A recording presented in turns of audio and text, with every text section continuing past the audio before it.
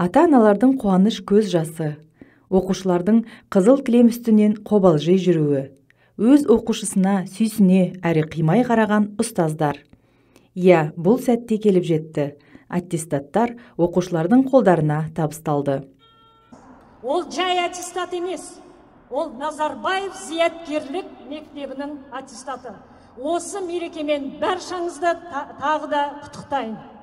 Өскемен қаласы Назарбаев зияткерлик мектебин 2021 жылы 100 окуушу аяктады.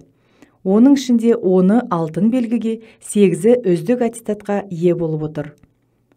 Түлектер ішінде Ағылшын Құрама Штаттары, Ұлыбритания, Венгрия, Катар, Италия, Жапония, Қырғызстан елдерінің жоғары оқу орындарына грант ұтып алып, оқуға шақырылған оқушылар да аз емес.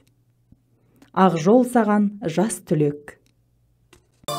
Бөлімдерін толтырдық біз кеудеге, қателікте болды бізде кей жерде.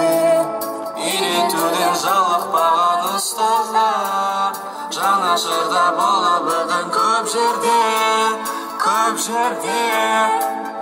Қош бол енді мектебіме, сенде оқып, сенде көктемі, қоштасар сәтте алтыныңды, байқамай қалдың келіп жеткені. Қош бол енді мектебіме, сенде оқып, сенде көктемі.